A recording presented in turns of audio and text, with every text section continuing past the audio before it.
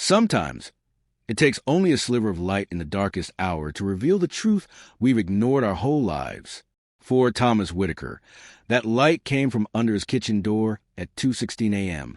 The Whitaker estate stood silent as ever that night, impeccable in its perfection, stoic in its symmetry, hidden behind wrought iron gates and surrounded by manicured hedges. The mansion on High Hill wasn't just a home. It was a fortress of habit, of grief left untouched, of decades spent polishing things that no longer needed polishing. Inside, the marble floors gleamed like still water, and a grand chandelier hung from the vaulted ceiling, glittering even in the absence of guests. Music sometimes floated through the intercom, Chopin, Rachmaninoff, but it sounded more like a memory than an invitation. Thomas, the man who owned it all, walked through his empire like a ghost in Kashmir. At 61, he was a man whose name once moved markets and whose gaze once froze boardrooms. But tonight, he was simply thirsty. The kind of restlessness that settled in after midnight had returned, as it often did, and he found himself padding barefoot down the spiral staircase toward the kitchen. That's when he saw it. The light. A narrow golden sliver spilled across the hallway floor from under the kitchen door. That alone was strange. The staff was trained to disappear after 10 p.m. He paid them well to be invisible. The estate functioned like clockwork, seamless and precise. No one should have been awake at this hour, not unless something had gone wrong.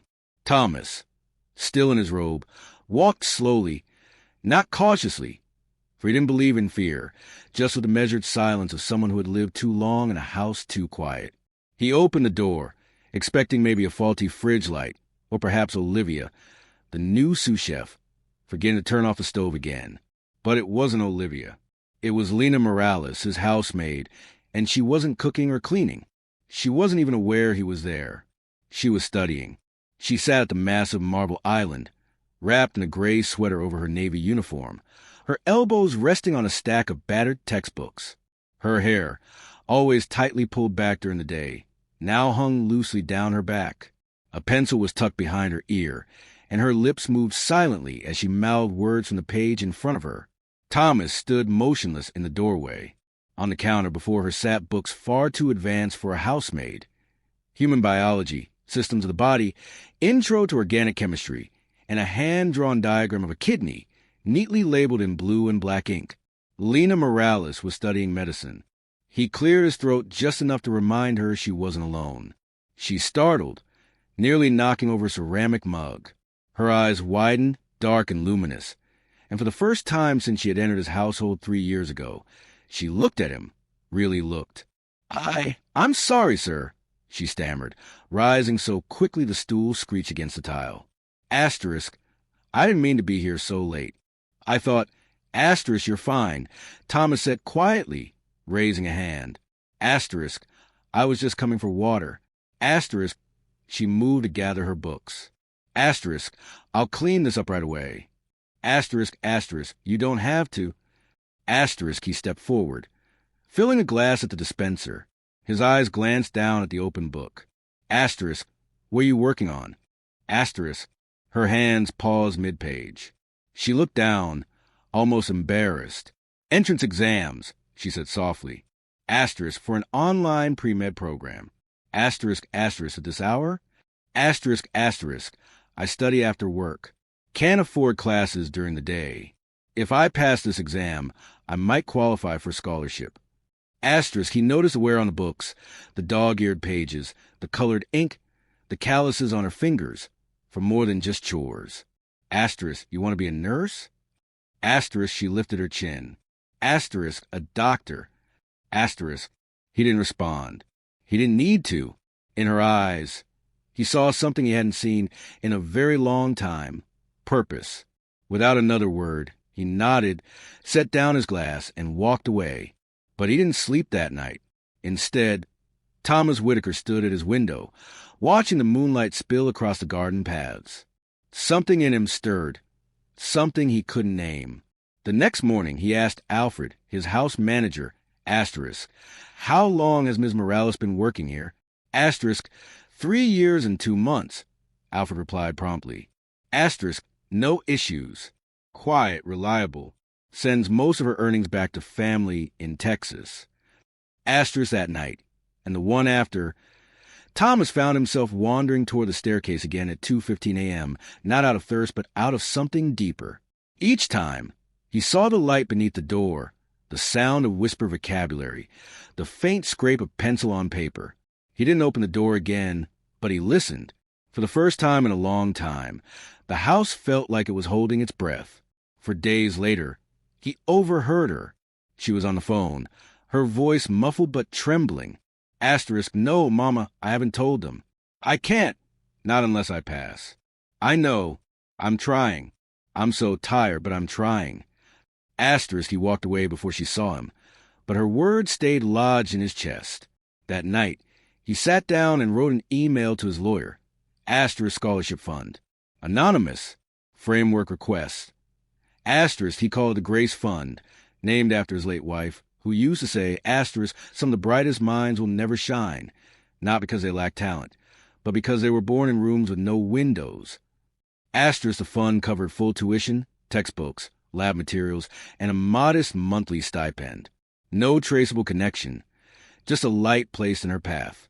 When the letter of acceptance arrived, he didn't see it, but he saw what it did to her. Lena grew quiet, withdrawn. She moved through the house like a shadow. Her eyes no longer lit up in the hallway. Her smile, small as it had always been, vanished entirely. Until one evening, she knocked on the study door. She had never knocked before. I need to speak with you, Mr. Whitaker, she said, manila envelope in hand. He led her inside. She sat back straight, fingers gripping the envelope like it held her whole life. I got in, she whispered. Asterisk to the program. There's a scholarship, full tuition, monthly support. No name. I see. Was it you? Asterisk. He could have lied, but he didn't. Yes, he said. Asterisk. I'm grateful, truly, but I don't think I can accept it. Asterisk, asterisk. Why? Asterisk, my family, she said. Asterisk, they rely on my income, my sister's epilepsy, my brother's school. If I stop working, even part-time, they lose everything. Asterisk Thomas, who had once negotiated billion-dollar deals, felt helpless for the first time in years. Asterisk, you think stepping toward your dream is selfish? Asterisk, he asked. Asterisk, I think survival leaves no room for dreams. Asterisk, he stood, pacing. Asterisk, Lena, you spent your life giving to a world that's never given back. If you give up this chance, you'll survive, yes, but you'll never live. Asterisk, her eyes shimmered, but she said nothing. Asterisk, I'm not asking you to abandon them, but maybe it's time someone else helped carry the weight. Asterisk, she placed the envelope between them.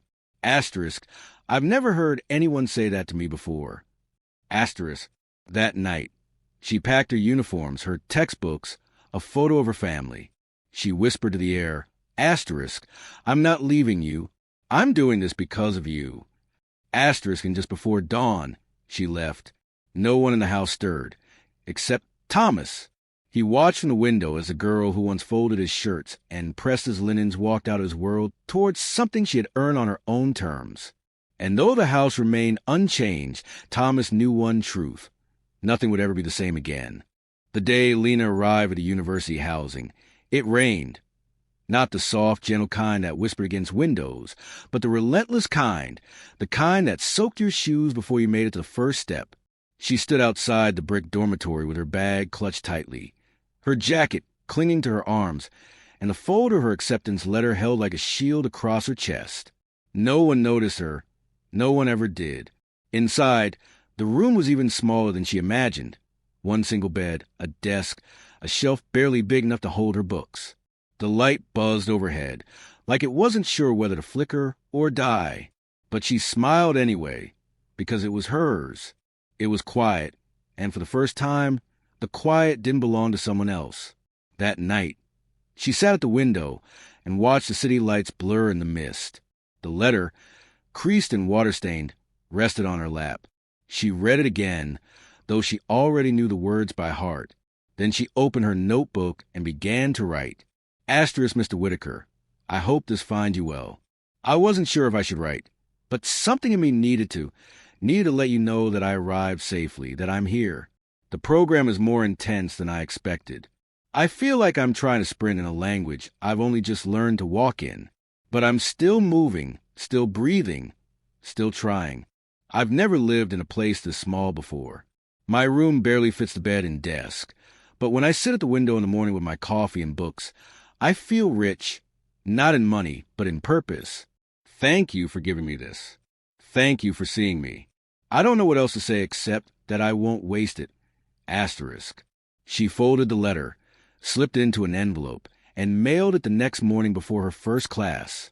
She didn't expect a reply. She wasn't even sure if he would read it, but it felt right. Thomas received the letter 2 days later. He recognized the handwriting the moment Alfred brought it into his study. He opened it carefully, like it might crumble in his hands. And when he finished reading, he placed it in the top drawer of his desk, flat, unfolded, as if to preserve the weight of every word. He didn't respond. He couldn't. It wasn't his story anymore. But that night, he stood longer than usual by the roses on the west wall, the ones she had mentioned once, almost in passing. They were wilting now, touched by frost, yet a few still bloomed. And in that quiet, surrounded by shadows and scent, he understood something he never had before. She hadn't just left. She had taken a piece of the house with her, a piece that could no longer be unseen. Lena's first semester was a war zone of syllabi, scientific terminology, and exhaustion. Her classmates were younger, most fresh from private high schools, their backpacks matched. Their laptops glowed with stickers of tech companies and internships. They asked questions in class like they already knew the answers. She didn't. She just listened, took notes, arrived early, stayed late. She tutored in the evenings to make extra money, mostly biology and chemistry. She helped a boy named Malik understand cellular respiration, using a story about car engines and trees. He passed his midterm. He cried when he saw the grade. He wasn't the only one. Each week, she sent money home, just enough to cover Mari's epilepsy medication and Jules' school fees. The rest, she stretched. Groceries were ramen and frozen spinach. Her shoes had holes by the 3rd month. Her coat never quite zipped all the way up, but she didn't complain. She had chosen this. And when she ached, when the nights felt too heavy, she wrote. The second letter was shorter. Asterisk had my first anatomy quiz. Didn't fail. Didn't ace it either. But didn't fail. That matters more than I thought it would. Found a library that stays open late. The woman at the desk knows me now. She gives me leftover tea from the break room. Small kindnesses make the world less sharp. I hope the roses are still blooming on the west wall. I always liked those. Asterisk. Thomas read it at his desk with the afternoon light, casting long golden lines across the room. He didn't smile, not fully, but something around his eyes softened. He pinned it above the first letter. And when he passed the west wall later that day, he paused, stared at the last 2 blooms clinging to their stems. One red, one pale pink. Brave, stubborn things. Just like her. The 3rd letter came with a photo. Lena standing with 3 other students in scrubs, smiling shyly in front of a faded science building. The photo was blurry, the print poor, but it glowed with something more vivid than color.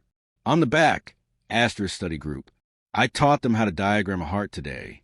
One of them said, "You explain things better than our professor."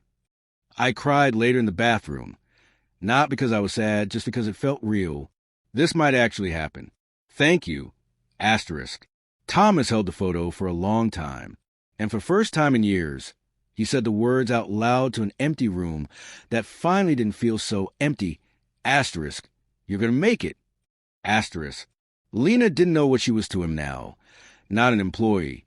Not exactly a friend. Something else. Something quieter but deeply real. She didn't expect him to reply, and he never did. But she kept writing anyway. Because somewhere in that mansion, behind the polished oak doors and cold chandeliers, there was a man who had seen her when she was invisible, and she would not forget that. By the time her second semester began, Lena had developed a rhythm, tight, deliberate, and unrelenting. She rose each morning before the sun. Coffee, flashcards, a moment of prayer pressed between breaths. She kept a quote from a textbook taped to her mirror. Asterisk, you are not behind. You are simply building from a deeper place. Asterisk, it was true, because for every step her classmates took on paved roads, Lena was walking barefoot through brambles, carrying not just books but memories of her mother folding laundry under broken ceiling fans, of nights when hunger became a quiet roommate, of mornings she skipped school to stay home with Mari, when the seizures got worse. Now, in these university halls lined with confidence and entitlement, she walked differently, not with arrogance, but with earned purpose. Still, it wasn't easy. There were days she wanted to quit, days when her hands shook so badly during lab that she could barely hold a scalpel, days when professor looked through her instead of at her, days when her tutoring students didn't show up and the grocery money ran short. But then the letters would come, not from Thomas, he still never replied, but from home. Mari's latest drawing, a lopsided sunflower with Delina scribbled in crayon beneath it. A short note from her mother. Asterisk, the medicine arrived. God bless whoever sent it. Keep going, Mika. Asterisk. Lena taped those to the inside of her closet door.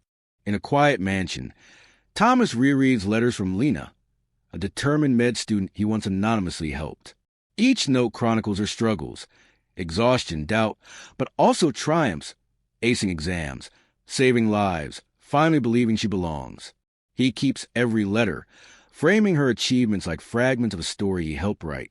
Lena thrives, becoming a doctor who cares deeply, opening a clinic for the underserved. One evening, Thomas visits, saying little but seeing everything. Years later, he passes peacefully, leaving his legacy to fund more students like her. At his funeral, Lena, now a confident healer, whispers, "Thank you," and returns to her work, carrying his quiet belief into the world. Themes: unseen kindness, resilience, and how one life can quietly ignite another.